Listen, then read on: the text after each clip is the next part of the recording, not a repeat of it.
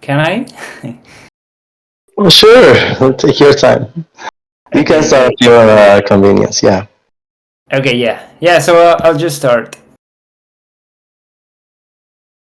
Hi, everyone. Welcome. Thank you very much for inviting me to do this webinar. I'm very excited. I just did a talk a few weeks ago, and I wanted to dive deeper into this subject. So I'm just gonna go ahead and share my screen.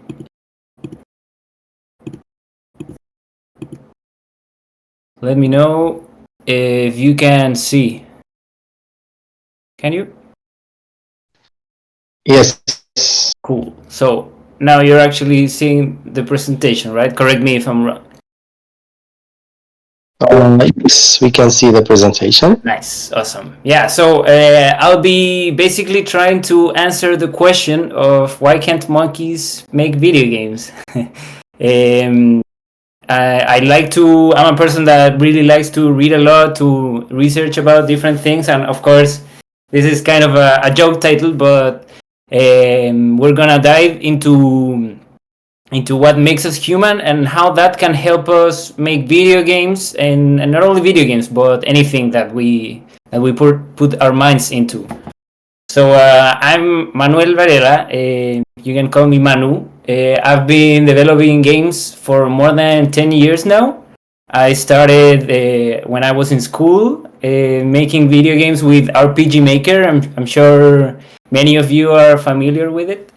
It's basically a program that comes with the RPG game all ready, and you have to basically make the story, the maps, the battles, and everything. So it's very good to start, but it's very limited to what it contains. So after that, I wanted to learn more to be able to make my own games from scratch, something different than an RPG. So I moved into Construct, which also lets you a lot to program without having to actually code, which makes it very easy to learn. And I ended up studying a career based on video games, and I'll get to that later. But in the 10 years that I've been making games, it's been 4 years, around 4 years, since I started my company, and then I became a filthy businessman. Now, well, and I don't mean it like in a bad way, but of course I did it to be more professional, to have to be able to reach to new funds, to new clients, also to have a separate account because if you're working on this professionally, you don't really want to use your own money. You need to have a company which is basically it really is just an imaginary person, and we'll get to that further. But basically it helps you to have a specific account for one thing, and then you can focus on your thing, and you can have those things separated, which is very healthy and very useful. And also I say filthy businessman because if you know me, I'm one of the most anti-capitalist motherfuckers you'll know. If it was for me, I do know that. yeah. So if it was up to me, really, I'd be living in a farm with animals. I'd be making my games, not having to worry whether they sell or not, and just making the games I want because really, I'm very passionate about it. And even more, I mean, if I'm very sure that if we really wanted to, we could be living like this, not having to worry about bills, not having to worry about getting a job or anything, just having a peaceful place in a beautiful city where you can just make whatever you love and travel. But unfortunately, the world is not yet like that. It's very different today, as you may well know. So making something like this, working on a job like a video game, like a video game studio, and to actually sustain it can be very difficult. Because of course you have to worry more about making money because you have to pay for everything. And actually today, nowadays, the world is very crazy. You probably all been paying attention. We had a fucking pandemic recently. The climate is changing and it appears to be collapsing. There's a mass extinction of species. Um, I'm sure you all know more about this than me because you're closer. But the war on Gaza, the genocide on Gaza, is awful. We've been seeing all over the internet this new trend with AI, the AI slopes, which are actually putting our job very in danger because the new AI can program, can design, can make everything up. So it's a very chaotic and ever changing world. It's hard to stay on top of it and be able to sustain a job. I don't know about how many news from Chile get to Algeria or wherever the other people are from, but we about 5 years ago in 2019 we had a social outburst that was like one full year where everyone was protesting every day on the streets. The banks were being set on fire. McDonald's was also set on fire, and we had a whole year like that. Actually, before the pandemic started, and things like that happen more than we tend to think about. So the world is really changing a lot, and to be able to adapt can be a very difficult thing. And well, from what I've been telling you and everything, you can guess that I'm a survival of many existential crises. I actually, at one point, I tried to be a commercial pilot, but we'll get back to the problem with pilots afterwards.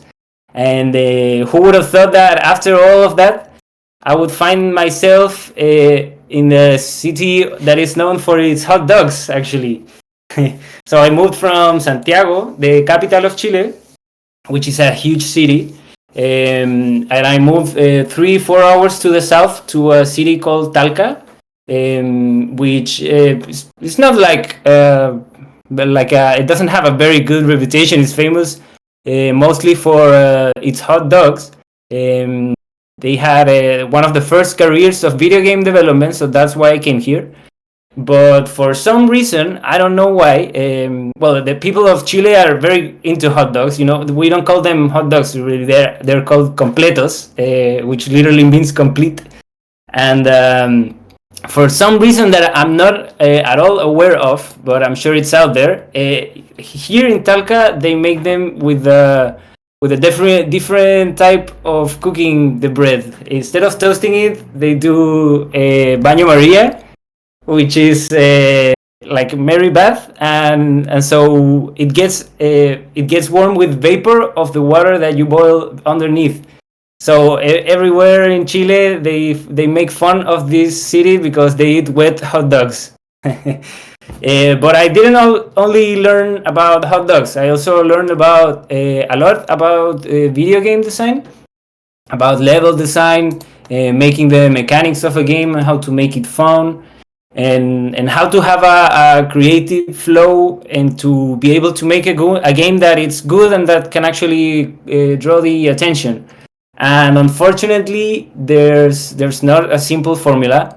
There's not one thing that you can say that I could say to you to, like, hey, here's what you have to do, and this way your game will be good. Because there's a million possibilities. You all know. There's probably even a million possibilities that have not been tested out, never.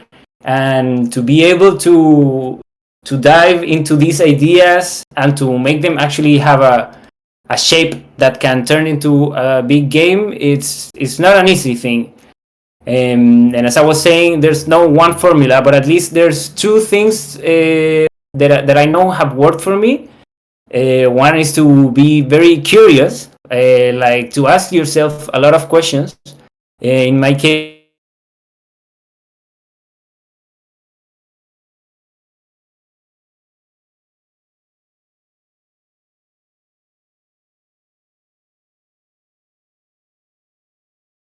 in a way like, for example, when I started making this game, Princess Squirrel, um, I was making a game. I started out with the concept that I wanted to make fun of the idea that in Mario Bros. Games, you endlessly collect coins. You don't know what they're for, but it's kind of your points. But you all the time collecting coins. So I wanted to make fun of that and to have a game that like Mario Bros, a platformer where you collect coins. But at the end of each stage, you had to pay your bills and actually give out some of the coins that you've collected. And you don't get anything out of it, but it's just like something that you have to do in each stage. And the game started out with human characters, so it didn't look anything like this. I was learning to code. I was learning to make sprites, to make pixel art, and so I had this first character that I didn't really like at all. I was looking at it and this shit looks ugly. This is not a good game. And I just asked myself, like, how would it look like if I turned it into squirrels, into a forest with animals?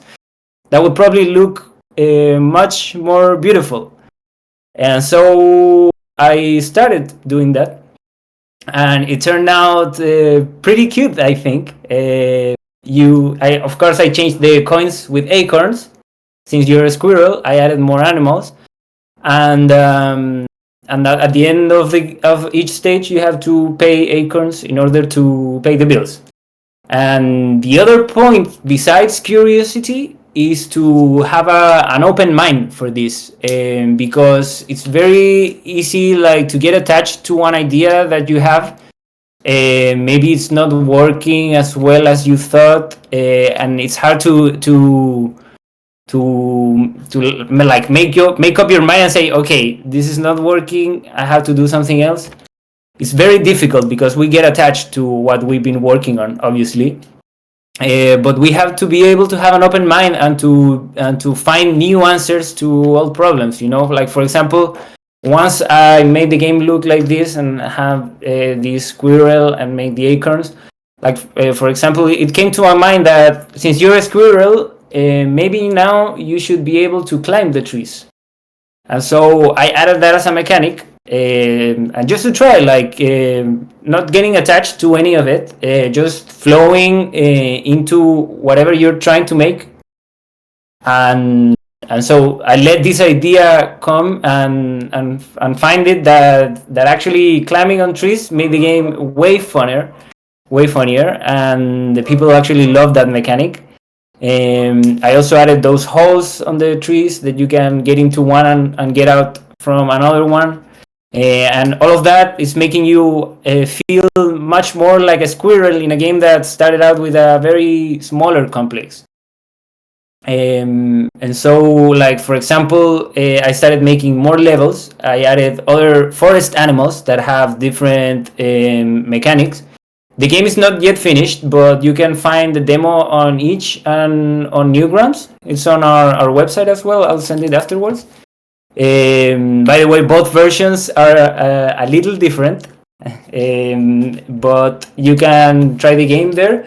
And I even went as far as to add a squirrel town afterwards in the game. Like, I had to keep on developing on this story. Like, why are you collecting the acorns? Why are you paying the bills? You can see there's a castle there. There's a squirrel king, of course. And then, you have this town of squirrels. And so I started making a lot of squirrel houses, adding NPCs that you could talk to. And then the questions kept coming to my mind, like, what would these squirrels say? What are their personal problems? What are they worrying about? So you start kind of like designing a whole culture based on this, So to keep on diving deeper into the creative process, I want to talk a little more about my story. But I don't want to bother you with more of my stories or with my childhood, even though, yeah, I was very cute. But no, I want to go further back to 15, 20, maybe 30,000 years ago, when we were just apes playing with fire, and we were practically insignificant in this world. Of course, not that our lives didn't matter, but we were relevant at all to the other animals, to the ecosystem in a bigger picture. We were just one more species cohabiting the planet with the others. But even though we were insignificant, today we dominate the planet, right? Like the very existence of the other animals of the forest and of the planet itself now depends on the decisions that we make today, right? So that's something that's very interesting if you think about it, and therefore there's been a lot of research. Historians, biologists, everyone has been trying to look for the answer of what really makes us different than monkeys or with the rest of the animals. Why is it that we were the ones to reach this point? And we often try to look into a personal level, like ask myself, like, why am I better than a monkey?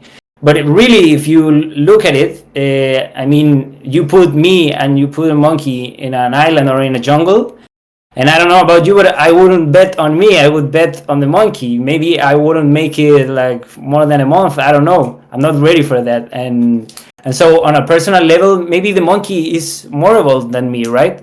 But the big difference that makes us be able to dominate the planet is that we are much more advanced in a collective way. Because, right, you put one human and one monkey, probably the monkey will do better. But what if you put 100 or 500 or 1,000 humans and 1,000 monkeys? The monkeys will be absolute chaos. But humans, on the other hand, are able to collaborate together and not and not just fight, right? We are able to build gigantic buildings, to make games, to make a lot of things. So what could be the things that separates us in that way? Researchers have come into two main reasons to answer these questions, and one of them is complex language. In spite of what most people think, animals do speak. They are able to communicate. They are able to express to each other what are their feelings. If they're jealous, if they're mad, they are able to do that. And they do it constantly. They even have a different sound. Like, for example, if a lion is coming to attack, they make one specific sound that makes all the monkeys know that they have to climb on top of the trees. But if an eagle is coming to attack, then they make another specific sound, and all the monkeys know that they have to climb down from the trees. And so they do actually speak. But we, unlike them, are able to build complex phrases. Like, for example, we can make a whole sentence that has a consequential narrative. We can even talk about the past. We can talk about the future. For example, a monkey cannot say to the other monkeys, hey, we have to go to the mountains because it's cloudy, so there might be a storm, and if there's a storm, then we can get wet and we'll catch a cold or something. They cannot do that. They're only limited to what is going on right now. So that gives us a tremendous ability to collaborate. And you can read more about this, and it's much better explained in the book from Yuval Noah Harari, Sapiens. He talks a lot about this. And the other difference, besides the complex language, is the fact that we are able to imagine things that are not real or that we haven't seen. We are able to think about completely new things. Like, for example, if I say now to you, a monkey flying on space on top of a banana, then you are all picturing immediately into your head, even though you've never seen it. Like you've never seen this before, but you are now all thinking about the monkey, right? And if you're not very good at picturing it, well, this is what it would look like. So this ability does not only helps us it doesn't only help us to think of funny things, things that are entertaining, but it also gives us the ability to create religions, to create nations, governments, companies, brands, or anything. Because what are those things really? They're not something that's really out there, are they? They're just things that are into our minds. And once we start doing actions, then that thing becomes kind of like real, you know? For example, what is a company? Is it the people that work there? Is it the buildings? Is it the products? Because all of those things can change from one day to the other, but the company will still be there. Same happens with nations.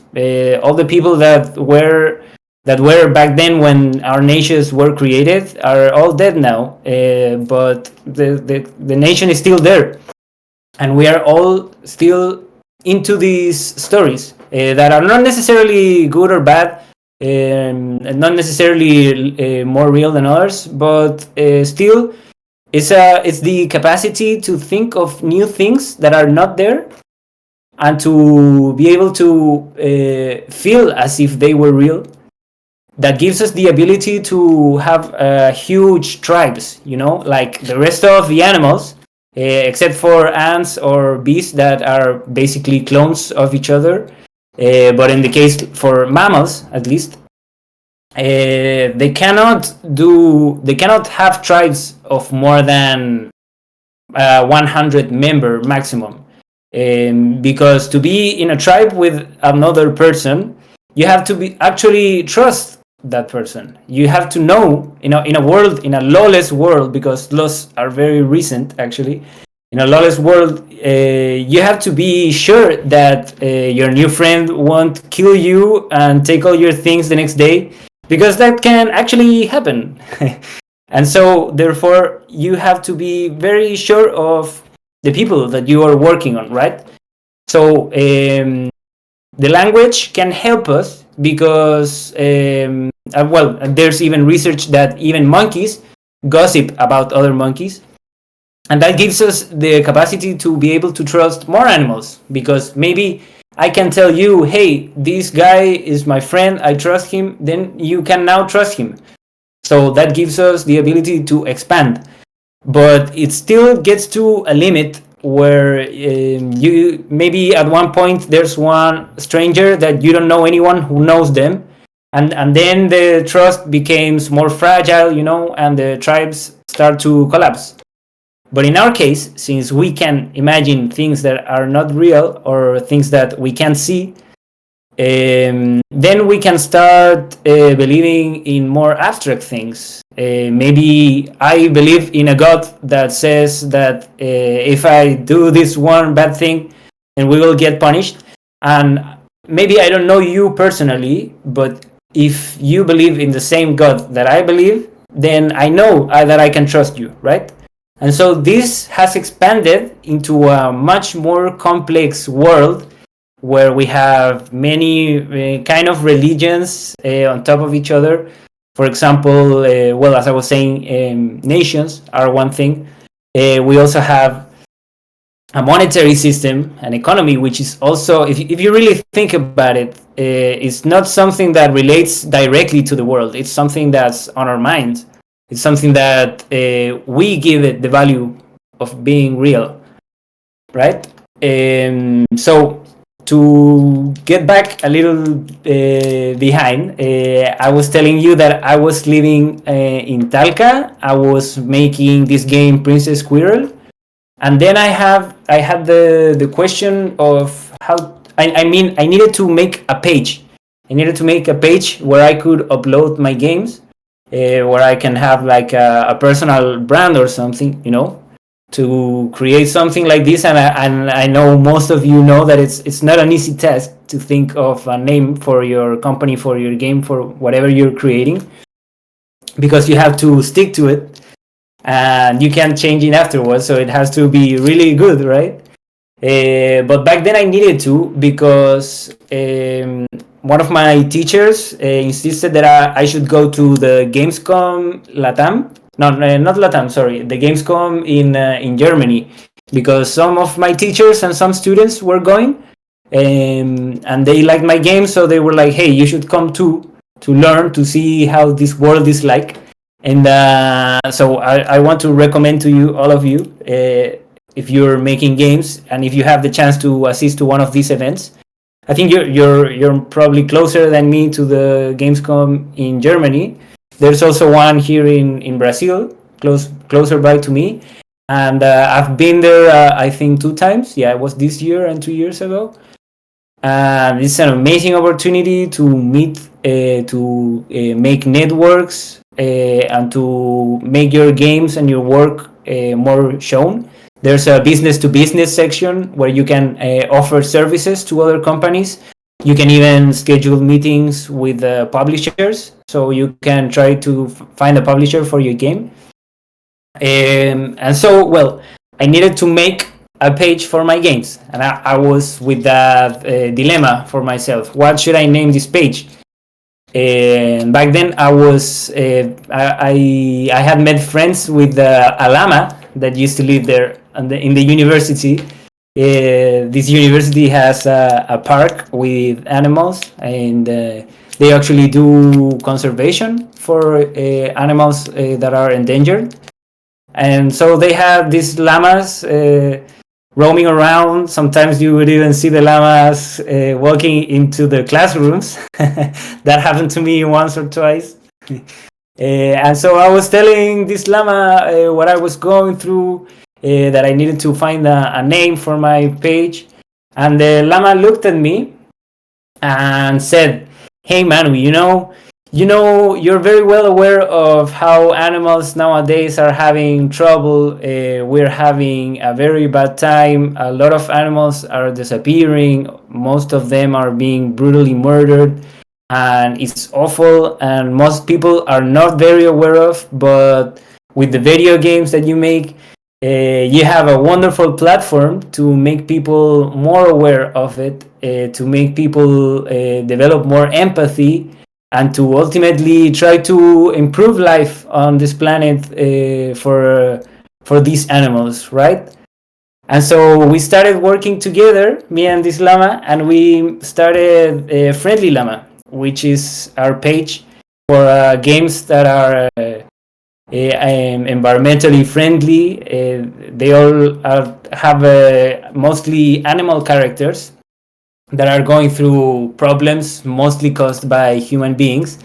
For example, Hungry Penguin is a game where you play as a penguin and have to catch fish as you start to see the effects of global warming, and that makes the game harder. And what is very cool about the game is that we are committed to donate the half of the game's income to an organization that actually protects penguins and their habitats around the world. So we have created a way that people can help penguins just by playing on their phones, right? It's a free game. It has advertising and in-game purchases. On the other hand, we have Nilai, which is about an elephant trying to escape an abusing circus, and Froggainer, which is the classical Frogger, but you have to jump through the different trash and a very contaminated city. And we recently went to the Festi Game, which is a big video game showcase event here in Chile. And you have to always be very aware of the opportunities you have. I don't know if you have video game events in Algeria, but I'm sure you do. And if you don't, then you should have to make them. And so what is funny about Friendly Llama, one of the things that I think is very characteristic about it, is that we always try to joke with the fact that it's the llama that's making the video games, making the post and everything. So we always Photoshop the llama on top of wherever we go. We recently also published our first game on consoles, The Eightfold Path, which is on Xbox and on Nintendo Switch. And it's about a Buddhist monk on a path to enlightenment. and has to explore a very wide forest that has many animals and challenges that are related to Buddhist philosophy. I'm not personally a Buddhist, but I was very into reading Buddhism because I think it's a philosophy that can teach us a lot. You don't have to get married to one philosophy, but at least it talks a lot about the relationship between humans and nature or other animals, which is something that we wanted to explore. And so we made this game, and we were lucky enough to get some funding for it. So we were able to make that jump into consoles. The development of this game was actually very tricky because, well, it was, I think, a little more than 3-4 years around that. And we started making the game on Construct because that was what I managed at the moment. And since we wanted to publish on Xbox, we were aware also that there was no problem of porting from Construct to Xbox. But that changed when the game was ready. During the 3 years of development, Microsoft changed its policies, and exactly by the time when we had our game ready to publish, they told us that they weren't accepting games on that format anymore, on HTML5, which is what Construct works on.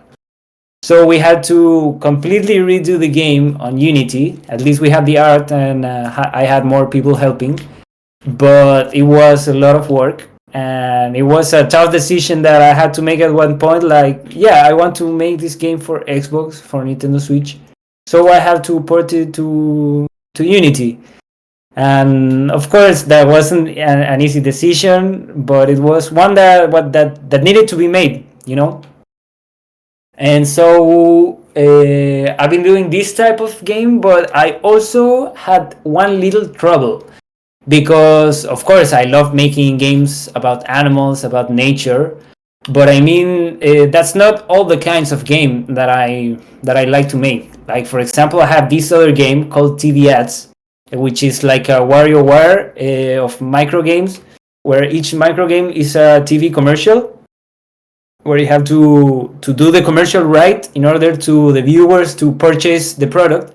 And there's one game where you have to actually cut a cow in half to make a burger.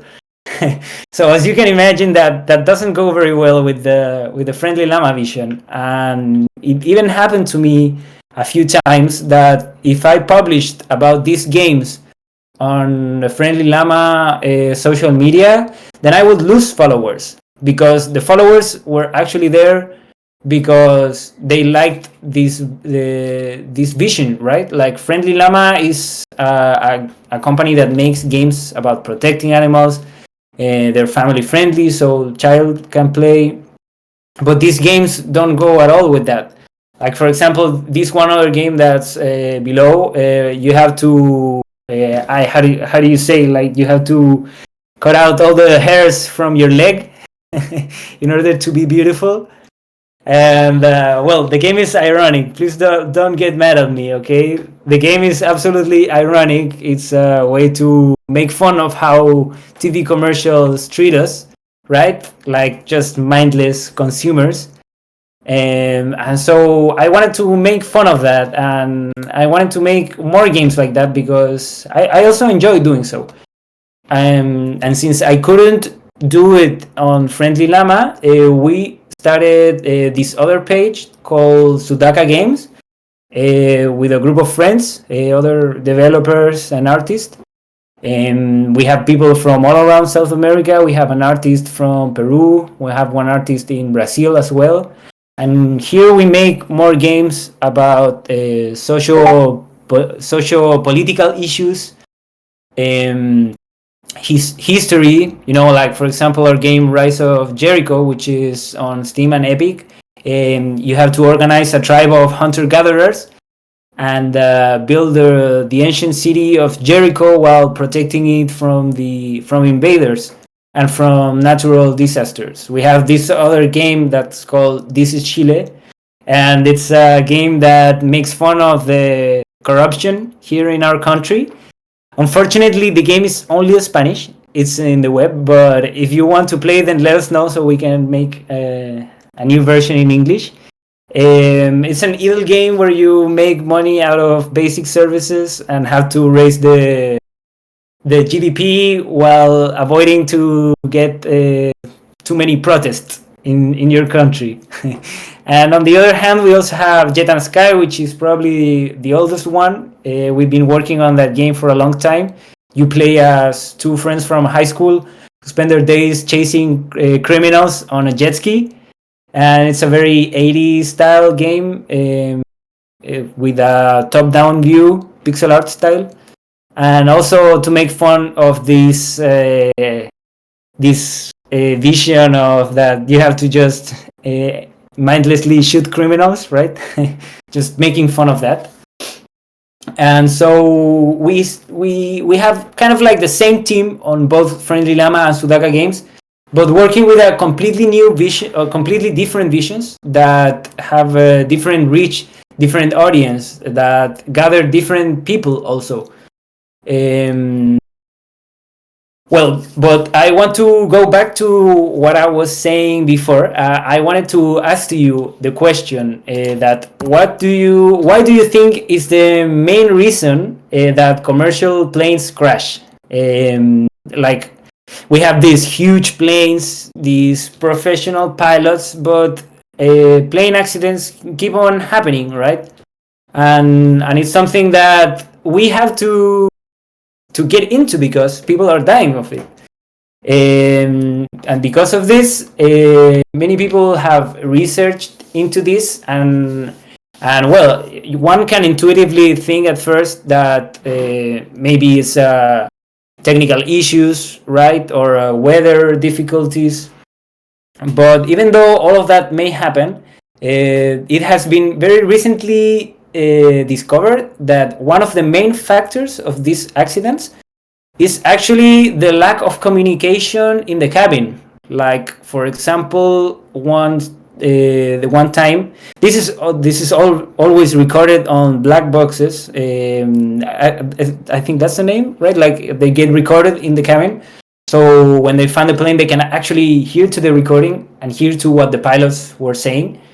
And they found out that actually, sometimes the co-pilot will find out that there's one thing not working correctly, or that there's an issue that needs attention, and he would say it to the pilot, right? Like, that's why there's two people. There's too many machines inside of it, so two people to have more focus on different things. But when the co-pilot does that, the pilot or the captain will often reply, "Hey, shut up. I'm the captain. It's my plane. You don't know anything."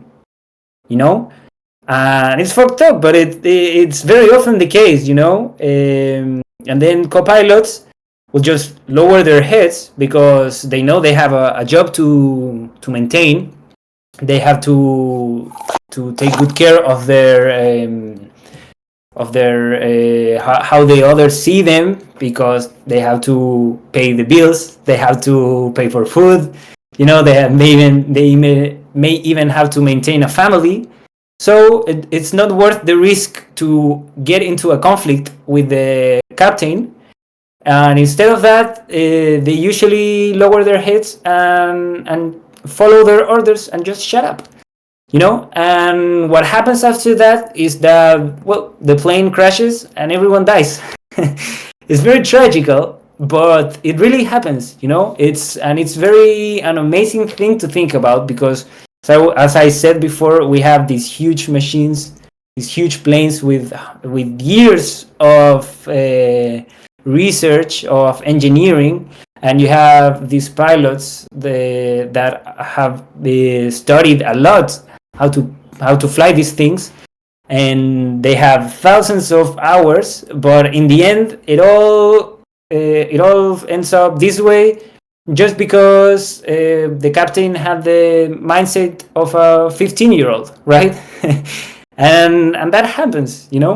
So why am I talking about this? I want to, like, how do we avoid the collapse? How do we avoid our games or our game studios into crashing like this, right?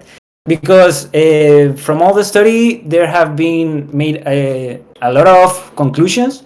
And for example, there are three main pillars that I would say, well, also in my own experience, that are very important to be able to build that team and to be able to accomplish whatever that team is trying to accomplish, whether it's a video game or whether it's flying a plane, right? And it's these three things. You can read much more detail about this on the Culture Code, a book by Daniel Coyle. And if you're more of a TV show guy, then you should definitely watch The Rehearsal. It's a comedy show, but they go into a very great depth of what goes on with the pilots on the second season, and it's very eye-opening. So I recommend it. And so, what are these three things? The first one is that you build psychological safety inside your team. What does this mean? Like, for example, if I want to say something, if maybe I have a question, maybe something is not clear for me, am I safe to be able to say these things? Will the others laugh, make fun of me? Will they get mad maybe because I'm switching some idea, right? Like, am I able to speak freely in this team? And that's something that goes on inside our minds, maybe unconsciously, but we're always like trying to figure out where we stand in the social space, right? Like, for example, this book, The Culture Code, starts off with a very, very interesting example, an experiment where they put many different groups of people to build like a tower from spaghetti and scotch and masking tape. I don't know the word exactly, but and they had groups with lawyers, engineers, kindergartens, architects, students, all kinds of groups that you could imagine. And one would say, like, at first, of course, the architects or the engineers will be the best at it, right? They've been studying for years. But they actually found out that they were maybe one of the worst. But the best group that managed to build the highest tower was actually the kindergartens, which may come as a very unusual surprise. But it is because the kindergartens are not worried about their social hierarchy, right? They're working, they're focusing on the task, and they just start to work, and hey, let's try this, doesn't work, it breaks, okay, let's try this, it breaks, it doesn't work, okay, let's try this. Instead, most adults, most people from our generations maybe are having a lot of their mind put into where do I stand inside this social hierarchy, right? Like, am I allowed to make decisions? Who makes the decisions if I propose an idea? And most of that is very stressful and keeps us away from the actual goal, right? Because we're these social animals, we instinctively try to be accepted inside the group, so that becomes our top priority, and we forget about the other. The second one is shared vulnerability, which comes together with psychological safety, or needs at least psychological safety. And what does it mean, really? It means to remind ourselves that we are all humans, that we can't always perform at our best, especially if we're a team working on something. Maybe we're starting, but whatever happens, problems will rise. To have a perfect team is not something that, no, you won't have any problem at all, never. It's about how you solve those problems, And to do so, it's important to recognize that we are all vulnerable. We all might fail sometimes, we all have to remember that. We have other things going on in our lives that sometimes make it difficult to work on specific things. So it's important to keep that in mind especially even or right, especially if you are the boss. Like if you're trying to lead a team, maybe you don't want to come out as someone vulnerable, right? Like you want to come out as someone who has the answers, someone who makes the tough decisions and everything. But sometimes that can also lead to not very good results because because you will get attached to ideas or things that are not actually the best for the team. And most of the time, the best ideas can come from the most silent people, you know? Like, for example, that's the case for Google, which you can read in the culture code, where they actually had a very bad algorithm back before they were actually successful. And Yahoo was actually much better, and they were doing much more better than Google. And so Google gathered an emergency meeting and said, "Hey, does anybody have any idea how we have to do this?" Even though it was the boss, right? Like you would expect the boss to tell you what to do, but in this case, the boss was asking, "Hey, what can we do?" And so this programmer, a very nerdy guy, very introverted, that wouldn't speak at all, like he raised his hand. He had an idea, and that idea turned out to make Google the biggest company, the biggest tech company, right? You know about it. So they actually managed to.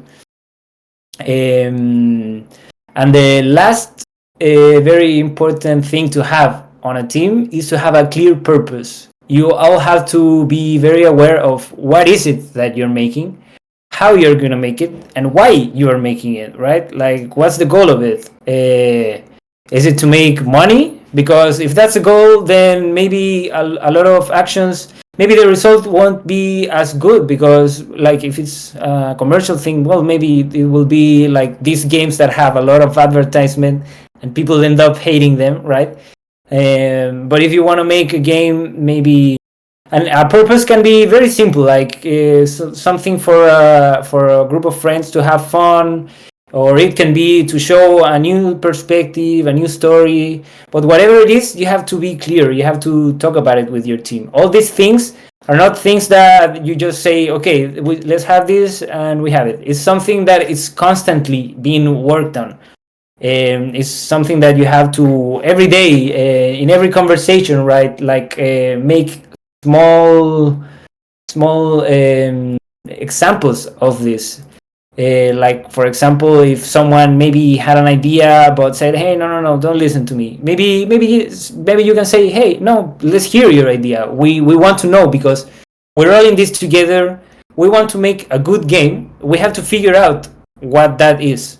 You know, and the answer is not always very clear, but the purpose can be very clear, and that actually helps a lot. Um, so you're not afraid the next time you fly on an airplane. I will tell you a better story about a plane that was about to crash, that had that flew into a flock of birds and had a problem with the engine, that in most cases they actually crash and are not able to save the plane. But after the co-pilot asked the captain, what they should do, the captain stayed silent for about half a minute or so, while the other guy just stayed waiting for the answer. And then the captain said, "I have no idea. What do you have in mind?" Right? So this guy was expecting the captain to tell him exactly what to do, but the captain didn't actually know what to do, and he showed himself. He wasn't afraid of being vulnerable, of saying that he had no idea what to do, what was the best answer. And so he wanted to get the answer from the co-pilot, right? And that started a new conversation between the two of them, a new dynamic that in the end made them able to actually land the plane safely and with zero deaths or zero accidents for people. And it was because they had this clear purpose, right? Like the captain, of course, he has to maintain his position, right? He's the captain and everything. But he wasn't worried about it. He was worried to land the plane safely. to land and to get the people to safety, because that's actually his job, right? And so he wasn't afraid of saying that he didn't know, and that was huge. That was huge for that. So, how do we do it? Well, first of all, I want to tell you that, of course, I wasn't going to make one company for Friendly Llama and one company for Sudaka Games. That would, in the up, leave me with two companies, and as an anti-capitalist guy, you don't want that. And of course, it's a lot more work, it's a lot more funding. So instead of that, we created this company called Starseed Forest, which I like to define as a community of artists and creators who are joining together to make the world a better place, right? And so inside of this, we have Friendly Llama and Sudaka Games, which are our game studios, but they're basically brands of this company that holds them together. Right now we're working on video games because that's what we do, but eventually we want to move into music, film, animation, and more things that could raise awareness on things that we think are important. We recently published this new app that I was working on with my sister. She's a psychologist, and she makes these beautiful cards with insightful questions about the human relationships, and with professional guides to help you understand and to help you communicate your feelings with your partner, with your family, with your son, with your parents. And right now we have 4 decks: one for couples, one for teenage children, one for childhood, and one for adult children with their parents. And we're going to be making more, like, for example, for teamwork, for asking ourselves, want to have personal questions. And you can find it's on Google Play and on the App Store. We also joined forces with Aravana Project, which is an organization from Brazil, and they're architects, engineers, and sociologists working together to design how the cities of the future would look like and how even they could work. They have envisioned a society where there's no money, where we can actually work on the things that we want, thanks to technology and thanks to the abundant resources that this planet has. It's very well known that there's enough for everyone. There's enough food and there's enough space for everyone. So these guys are actually putting it into a paper that they will publish, and we've been helping them to translate it into Spanish, and to also work on that vision. We also try to add somehow some of this vision into our games, right? We want to make more immersive experiences showing how living like this could feel like. And ultimately, we also, if we get to be a bigger company and everything, our goal is to build a real life community for people from all around the world to visit, to work on games, to work on art, to do the things they love, and to share their work throughout the community and to the whole world. And we're also working on this game called The King's Despair. We have another game that we haven't announced yet, but stay tuned. And this game, The King's Despair, in it you play as a king that one day wakes up to find out that the people that once bowed before his own presence is now willing to put him in the guillotine. And so you have to run away and avoid getting caught by your own guards, your own people, and get as far away as you can from your own kingdom, because there's no way of getting it back. So I want to say that, yeah, you can actually be both, right? And to sum up what I've talked, to give you like the main ideas, these two are our superpowers. So you have to use them in order to make whatever you want to make. we have a language that is complex and that enables you to communicate your ideas, to talk with your team, and to listen to your team, and to be able to share between you in a complex way that's not limited to how animals behave, right? And on the other hand, we are capable of imagining completely new things. So don't get caught up on an idea that might not be working, and don't be afraid to let your creativity and your imagination create something that has never been seen before. You know, because there's many things that we haven't created yet, right? And so, especially nowadays, in a world that seems to be losing meaning, it's very important that we question ourselves and that we open our minds to find new solutions to all problems, and to think of way of things in a very completely new way that can maybe enable us or open new paths for us. So thank you very much. It was a pleasure to do this podcast.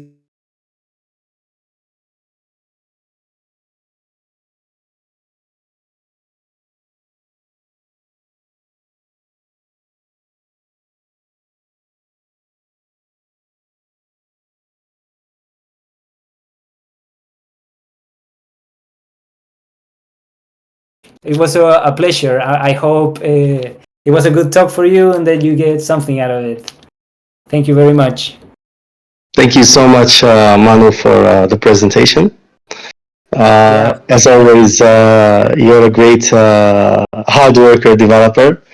Guys, I had the pleasure to work with Manu back in 2023 when they were making Rise of Jericho, one of the Yes. best one of the best games about the origins of Palestine. Yeah, exactly. Yeah, guys, if you have any question or anything that you would like to ask, the floor is yours. Yes, please. So we have Zo. Mm-hmm. Hi. Welcome, bro. Hi. Can you hear me Yes. Yes, Perfect. loud and clear? yes. Hi. First of all, thank you for the time you gave us and the Thank great you. talk we had. Um, so I wanted to ask you a couple of questions. I held Mm-hmm. up a little bit, and I hope nobody like has.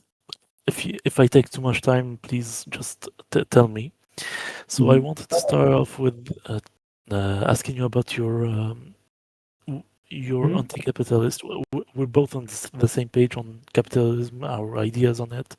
I just wanted to know if your origin, like where you're from, influenced those views. Right. Yeah. Yeah. I mean, maybe I didn't mention I'm from Chile, from Yeah, you did. the very south. I was born in Santiago, which is the capital, and it's a very, very big city. And it doesn't look like a South American city; it's more like a Western modern city. And that actually drained me a little bit, so I started to move more to the south. And now I'm living here in a more quieter place. Okay. And as you said, you started your journey 4 years ago, and you Mm-hmm. talked about your inspirations the way you lead things with your Mm-hmm. teams and all. I want to ask if you got into any situations where you found yourself needing to actually act like the movies or the inspirations you got. Mm. Right. Well, I did have a situation.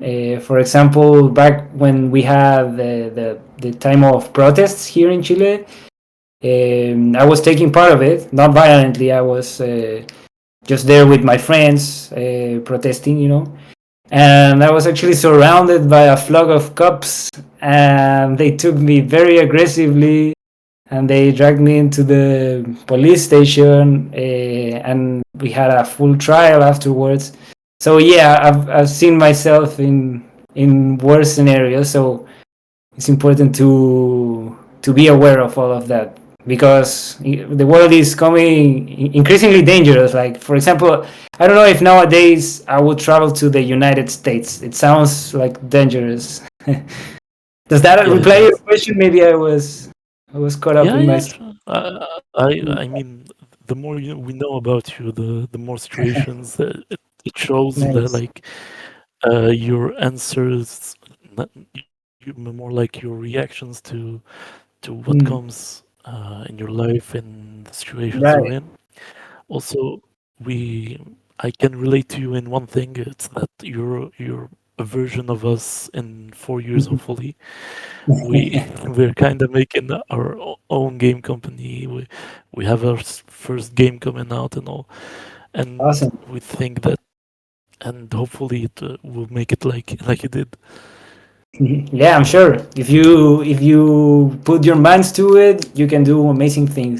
And Yeah, I was agree. thinking of another situation to reply to your previous question, one that is less political but has to do more with the company.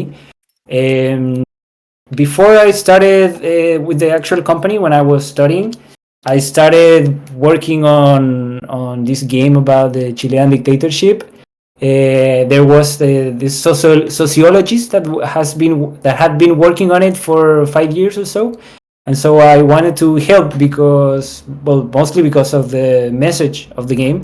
Also, my father was tortured during that dictatorship, so I had a close bound to it, and we worked on that game maybe well, after I joined more for 3 more years. I started the company. I started using that company also to give fun to this game. We recorded voices, we programmed, we found other programmers, other artists, and 1 or 2 months before the game's launch, this guy completely backlashed at me and said he wanted me out of the team completely because he was disappointed because we weren't doing as much as he wanted us to do. And so that left us in a very tricky spot because we had already invested a lot on this game, and this guy was trying to completely tear us apart from it. So Yeah, you have to be very aware of how you work with other people, because if I'm honest now, I can say that yeah, I ignored a lot of red flags yeah, with this particular guy. Like he had very bad behavior sometimes, but I'm a person that's I'm very perceptive I mean, to that way. Like if he lashes out at me, maybe then I will lower my head like the co-pilots do. Like we all do that. Of course, we want to avoid conflict, right? And so I try to fix whatever was making him mad, and then okay, yeah, everything is good now. But this time I got mad and said, "Hey, you cannot treat me like that. We're working on this together.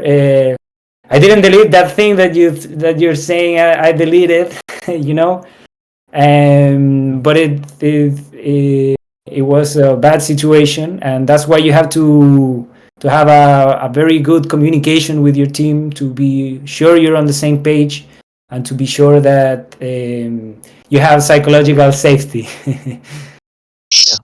Definitely, yeah. Uh, Mm. And if there also the was, legalities of collaborating with people.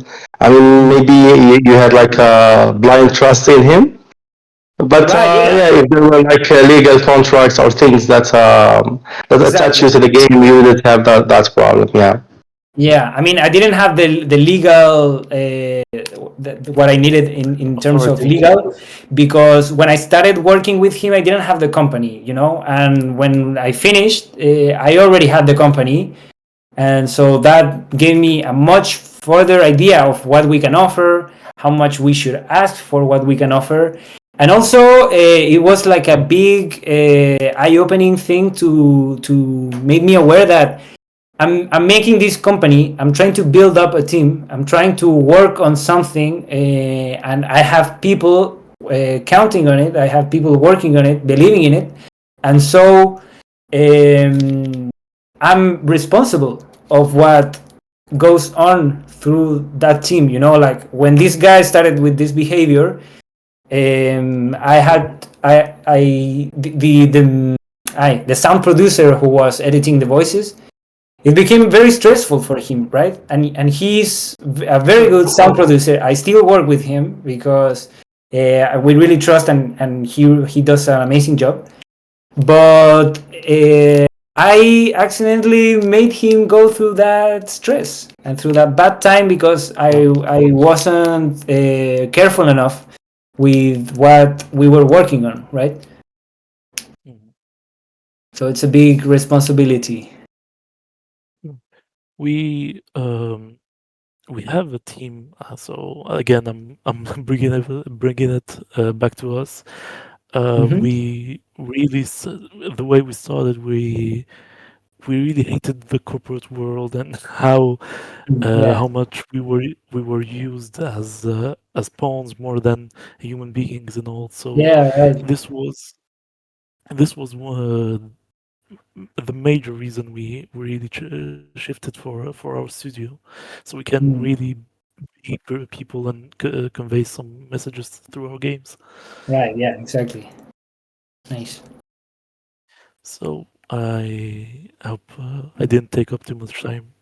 No, no, no, not at all. Don't worry. No, no, no. You're always welcome, brother. Thank you. Thank Nice, you so much perfect. for the questions.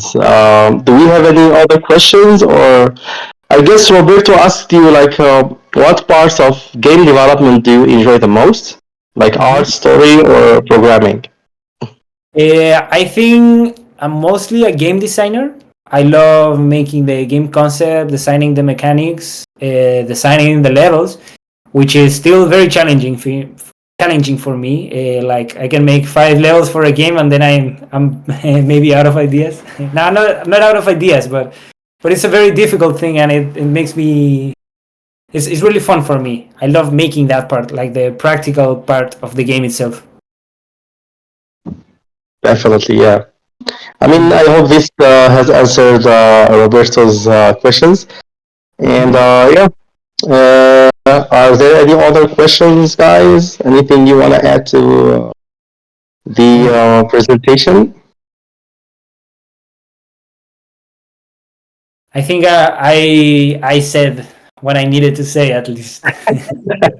Definitely, yeah. I mean, that was a great presentation. And yeah, I have one question actually. Like, oh, before me, let's see what's Ayla Mooney wants to say. Yeah, go ahead. Hello. Hi. Hi. Can you all hear me? Yes, Yeah, perfect.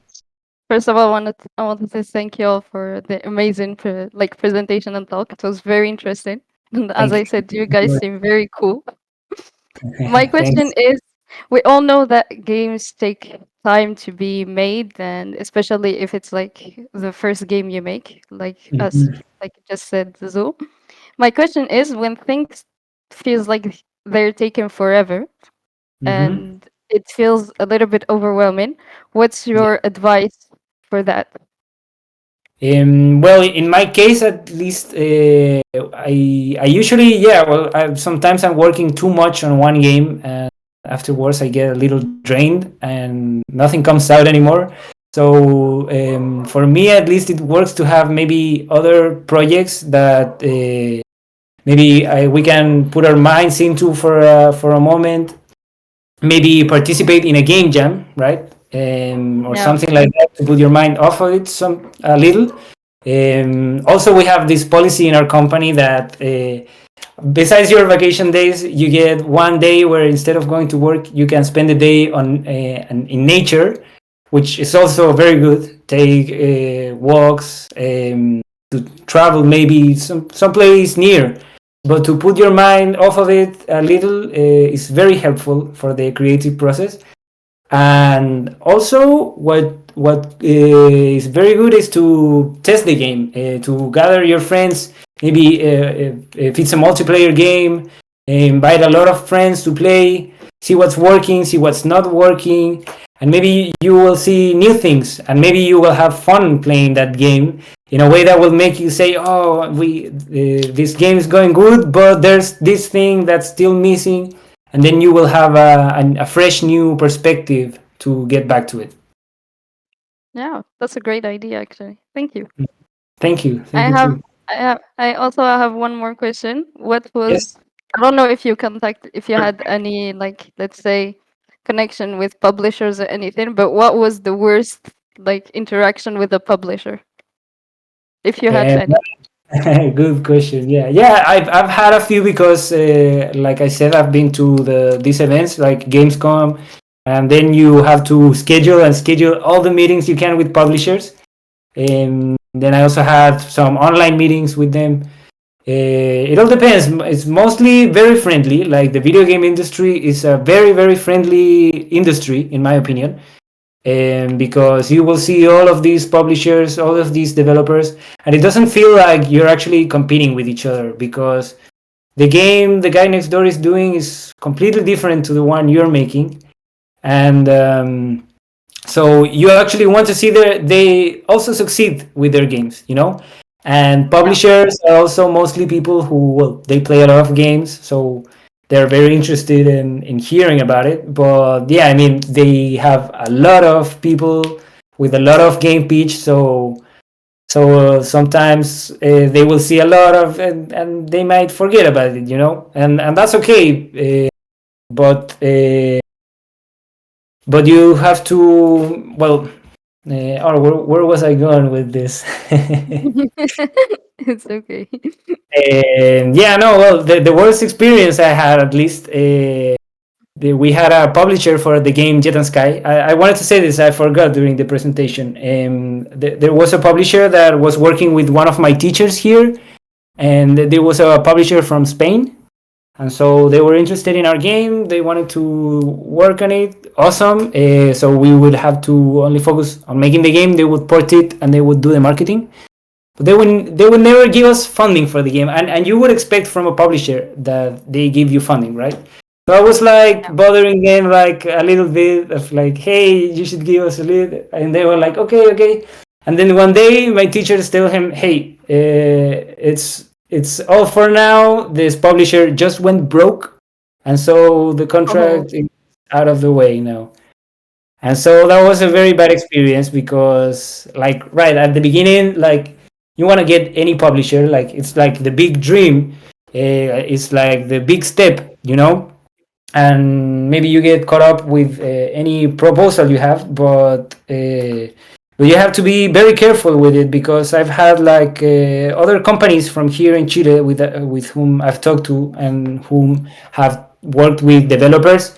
Most don't tend to have a very good opinion about the publishers afterwards, either because they move on to the next game and leave the one behind, you know, and stop promoting it, or maybe they get mad because of this one thing, you know, maybe they didn't give the marketing the direction it should have, and then they take it all out on you, right?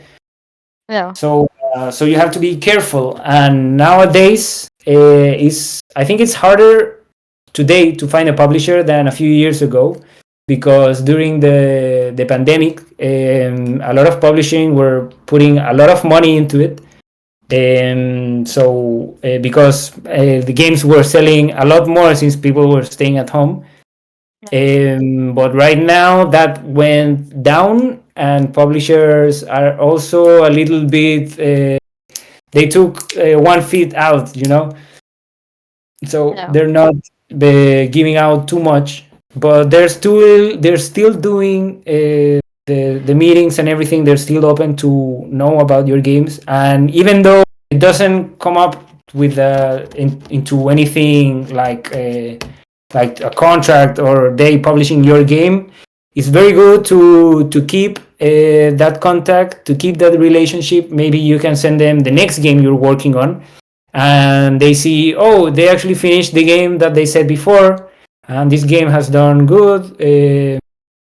Now the second game is more serious, right? And then the third game will be more Yeah. serious. So even though they don't translate into anything at the moment, it's important to keep that relationship going. Mm. Thank Consistently, you. yeah. You're Exactly, yeah. welcome. Hmm. And yeah, to stay in the topic of funding and publishing, Mm-hmm. we see a lot of change. I think there was like a swift change. Publishers are not like it used to be. It's really hard to get funding or get a publisher to publish and help you publish your game. So Exactly. I mean, in my opinion, things like co-development and working with other studios, not big studios, maybe mid, small studios, even in indies, can Right. really help in funding in a way your game and completing it. And as Manu said, like by publishing one or two games, people will start taking you seriously. Like this team is doing great, and they can see the progress. Yeah, exactly. Yeah, They actually finished the game. 100%. Yeah.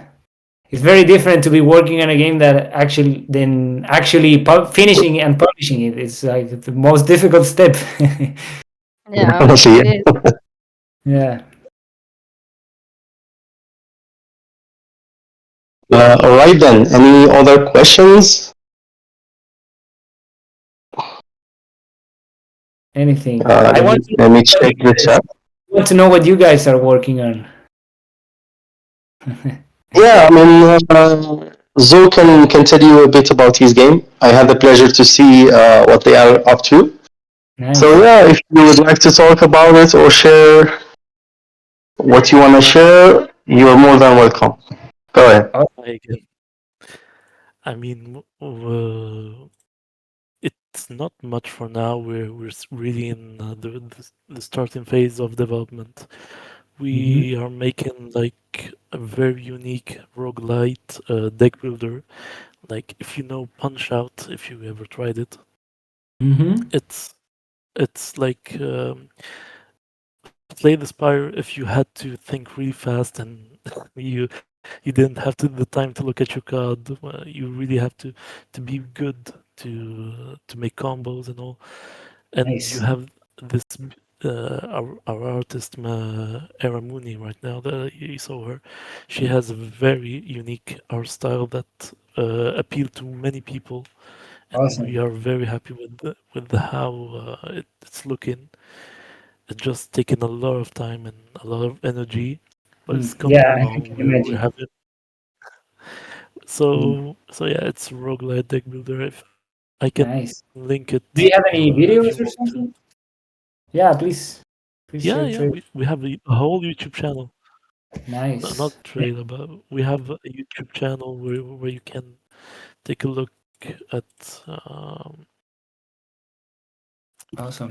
Definitely, please At share the link all and our videos. so they can check also. Yes, and please share it on our server Uh, as well. I am sure our community would love to check it uh, out. yeah, sure, I'll send the links will do. here as well. We sure, we have also our itch page where we have the old demo and the new demo. You Hmm. can try both of them. Nice. I will. Thank you. I'm gonna send Thank it. you so much, bro. I'm gonna send these links. Should I send it on the off topic or maybe social media chat? Wherever Definitely, you yeah. I mean, anything that that works for you is fine. And yeah, I Well, mean, guys, share anything that you have, any link that can get people to know more about what you are guys doing. You're more than welcome to do it in the nice. community here. Thank you. You as well. You can share anything on our server. I actually just made a role for Game Makers Algeria, so you stand out there now, let's and go. you can let people know that you belong here, and invite them. Thank you so much. Where's the link? Of course. Where's the link to the server? I sent it on the off-topic chat. I wanted to Check send the it. off-topic channel. Yeah. Yeah, there. There's the Sudaka, and here's Friendly Llama. On Friendly Llama, well, it's less active right now. We mostly have people coming in to let us know about the bugs in our games, but well, that's how you build community, right? And we also have a chat. Definitely. Yeah, we also have a chat to for people to share pictures of their pets. So please do if you have. I don't have any pets, but I'll look at pets. You have to get a Thanks. dog. Um, All right then. So yeah, if there are more questions, we would like to thank Manu one more time for the great presentation, the answers, and the all everyone that interacted and contributed to the conversation. Thank you so much, guys, for being here. If you would like to see more like these presentation, just suggest anything that you would like to see more related to game development or any field in game development in general. And yeah, we will have great people like Manu presenting from time to time more stuff for you. Thank you so much, guys, once again. And yeah, that's it from us. And have a great evening, everyone. Thank you. Thank you. Bye. Thank you very much. It was a pleasure. Yeah. Likewise, thank you so much, Manu.